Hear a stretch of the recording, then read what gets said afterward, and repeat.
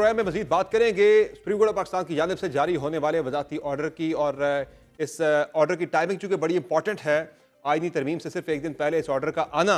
और इसके साथ साथ इस ऑर्डर की इंप्लीकेशन आईनी तरमीम के ऊपर मजीद क्या होंगी, हुकूमत की नंबर गेम किस तरह से इफेक्ट होगी, प्रोग्राम में मजीद बात करेंगे। हसनात मलिक साहब से सीनियर कोर्ट रिपोर्टर हैं, और बात करेंगे कंवर दिलशाद साहब से, साबिक सेक्रेटरी इलेक्शन कमीशन है। बहुत शुक्रिया दोनों मेहमानों का आपने प्रोग्राम में ज्वाइन किया। हसनात मलिक साहब, ये क्या हुआ कि आईनी तरमीम से एक रोज़ पहले ही ये ऑर्डर का आ जाना,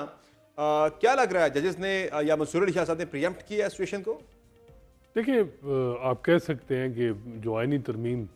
आ रही है और कल गालिब इम्कान है कि कल जो वो टेबल हो जाएगी, उससे पहले जो है ये आर्डर आने का मकसद ही ये है कि क्लैरिफिकेशन दे दी जाए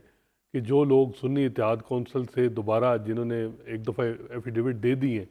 और अगर इलेक्शन कमीशन उनको नोटिफाई करे ना करे, आर्डर में भी लिखा हुआ है कि वो लीगली एंड कॉन्स्टिट्यूशनली वो पीटीआई का है, और वो पीटीआई के अब पीटीआई के अगर पार्लिमानी लीडर डायरेक्शन देते हैं तो 63A में वोट उनका काउंट ही नहीं हो सकता।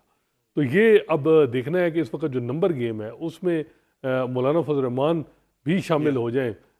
तो फिर भी दो वोटों का कमी है सेनेट में भी। और पहले हमारे प्रोग्राम में ही बैरिस्टर अकील मलिक साहब ये दावा कर रहे थे कि इस ऑर्डर के आने के बावजूद उनकी आईनी तरमीम के बारे से नंबर गेम जो है वो मुतासिर नहीं होगी।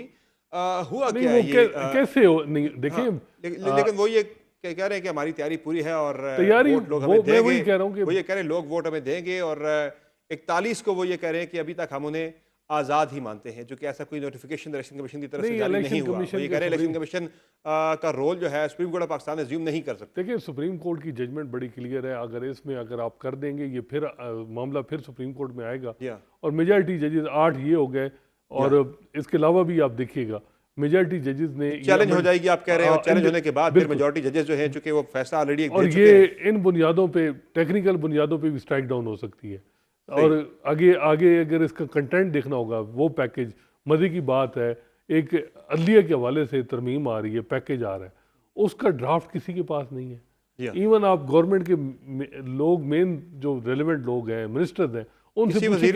किसी वजीर को नहीं पता, वजीर कानून के अलावा। अब ये बताएं कि एक ऐसा इंस्टीट्यूशन जो है वो, उसके लिए आप ला रहे हैं, कम से कम कमेटी में मामला जाए, या ये इस तरह तो नहीं हो सकता ना। तो मेरा ख्याल है कि ये चीज़ें जो है, बज़ाहिर ये लग रहा है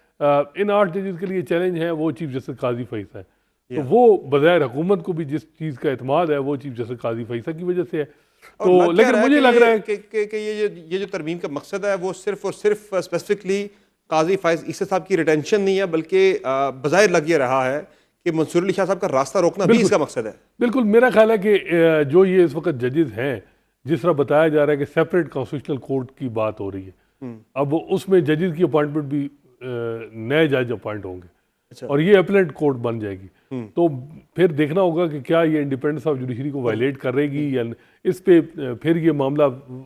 सुप्रीम कोर्ट में आएगा और चैलेंज होगा। वो जो एक ये तजवीज़ भी है ना कि पैनल में से चीफ जस्टिस का इंतखाब किया जाए, तो उस सूरत में तो फिर जी पैनल में भी ये सारी चीज़ें जो है, ये पैनल वाली ये चैलेंज होंगी। लेकिन अब देखें, इस वक्त सेनेट का इलेक्शन केपी में नहीं हुआ, एक सूबा जो है वहाँ उसकी रिप्रेजेंटेशन नहीं है,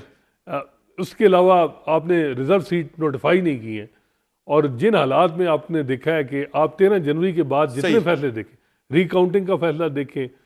इलेक्शन को डिसफंक्शनल, इलेक्शन ट्रिब्यूनल पंजाब में डिसफंक्शनल है, इसके अलावा और भी जो जिस तरीके से चीज़ें चल रही हैं। हसनात मलिक साहब, जिस तरह आपने बात की कि 8 जजेस फैसला दे चुके हैं, और अगर रिव्यू में ये मामला जाता है, चैलेंज होती है तरमीम, तो फिर वो इसे स्ट्राइक डाउन कर सकती है अक्सरियत सुप्रीम कोर्ट ऑफ पाकिस्तान की। चल क्या रहा है सुप्रीम कोर्ट ऑफ पाकिस्तान के अंदर? चूँकि ग्रुपिंग का तो एक पहले नज़र आती रही है कि 2 वहाँ पे जो है मुख्तलिफ आरा के जो हैं वो ग्रुप्स मौजूद हैं। अब वहाँ पे इक्वेशन क्या है देखिए सुप्रीम कोर्ट ऑफ पाकिस्तान के अंदर? एक तो मैं ये बता दूं कि इलेक्शन कमीशन के कंडक्ट पे बड़े सीरियस किस्म के सवालात हैं, रिमांड किया आज और के अंदर, even peculiar circumstances detail judgment में आएंगे। ये कंटेम्प्ट से ज़्यादा आगे चीज़ जा रही है, और ये जो कमिश्नर रावलपिंडी का बयान, और फिर उसके बाद आप देखें ये सारी चीज़ें जो भी 13 जनवरी से और 13 जनवरी के फैसले की इंटरप्रिटेशन, इवन 11 जजेस सुप्रीम कोर्ट के, काजी फैसल साहब भी कह रहे हैं कि इलेक्शन कमीशन की गलत इंटरप्रिटेशन की वजह से आज पीटीआई महरूम हुई है रिजर्व सीट पे। तो ये सारी चीज़ें जो हैं, ये आप इनको इग्नोर नहीं कर सकते। इलेक्शन कमीशन का ओवरऑल कंडक्ट, और इस पे डिटेल जजमेंट में मेरा ख्याल है सारा कुछ क्लियर हो जाएगा। और हुकूमत जो है वो बज़ाहिर ये लग रहा है कि इलेक्शन कमीशन को आगे रख रही है, और सुप्रीम कोर्ट के सामने। अब देखते हैं कि क्या डिटेल जजमेंट में आएगा। बाकी जो आपका मामला है कि जी सुप्रीम कोर्ट के अंदर वादे तौर पे चीफ जस्टिस काजी फैसा जो है उनकी सोच बिल्कुल डिफरेंट है, लेकिन मेजॉरिटी जजेस सुप्रीम कोर्ट में ज़रा डिफरेंट उनके हमने देख लिया कि 8 जजेस की जो आज ओपिनियन है, ये मेरा ख्याल है कि रिव्यू भी अब तकरीबन इन्फेक्चुअस हो गया। ये जो हो रहा था ना कि रिव्यू, ये जो 8 जजेस ने आज साइन किए हैं, जो उनका ओपिनियन है, यही ग्राउंड इन्होंने रिव्यू में लिए हुए थे, वो तो ख़त्म हो गए। तो मेरा ख्याल है कि सुप्रीम कोर्ट से तो चीज़ें अब बड़ी क्लियर हो रही हैं और ये